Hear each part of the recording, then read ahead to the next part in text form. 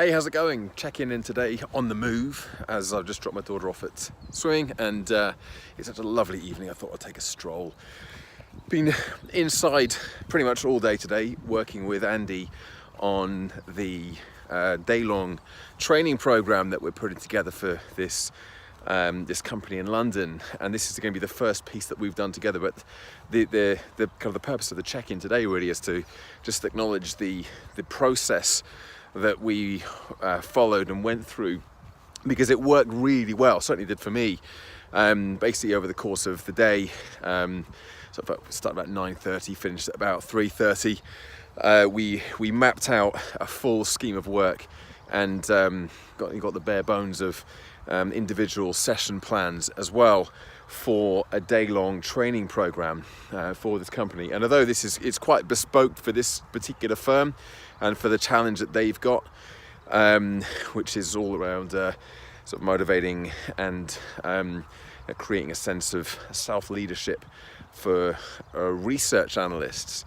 Not just self-leadership, there's a whole piece around well-being in that as well.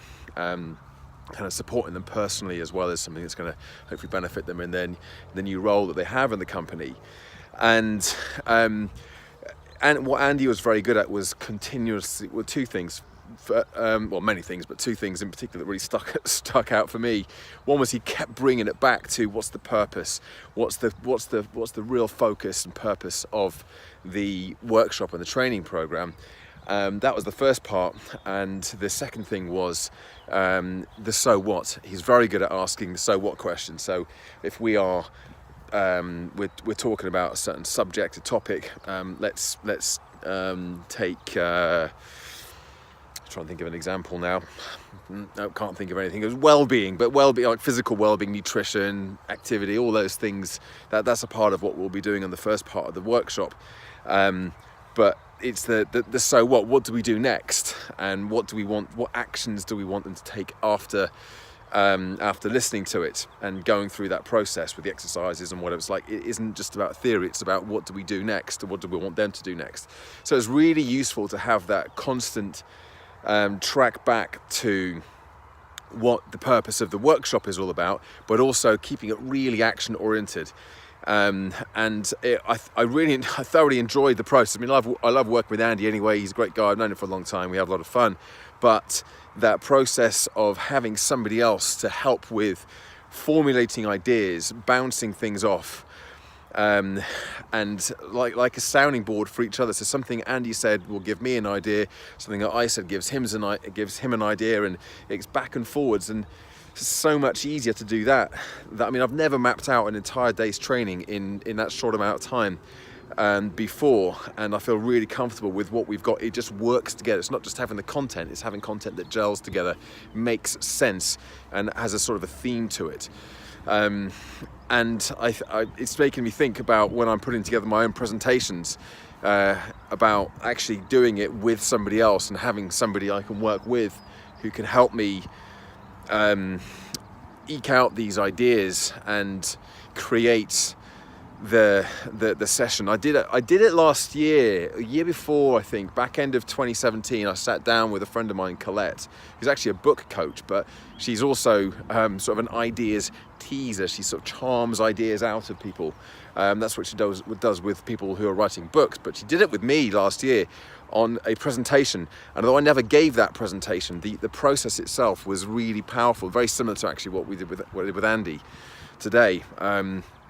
But every presentation I normally write, I just do it by myself, and I sit down and I kind of try to come up with things. And I think professional speaking, there are two sides to it. Obviously there are two sides, but it's probably not the two sides that most people think about. There's the delivery side, and then there's the content creation side.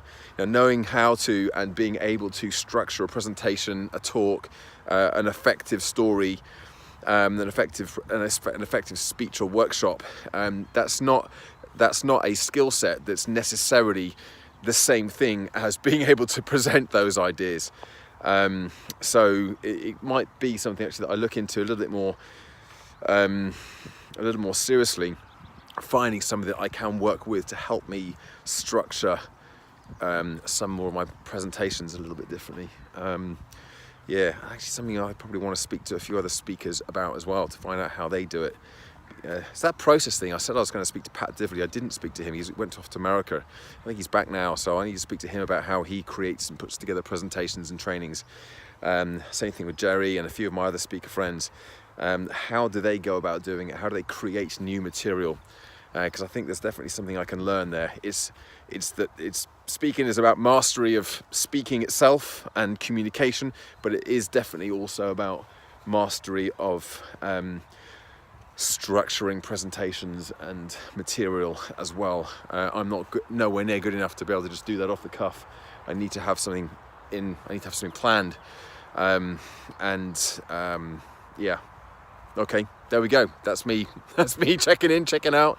I feel like I've had a big breakthrough today, not just with getting something actually done, created, but also figuring this stuff out. And although it's not something I'm immediately going to action, it's definitely something that I'm thinking this is going to be a significant part of my professional speaking career going forward. I need to be partnering with different people to help me get these ideas out of my head and into the most effective format.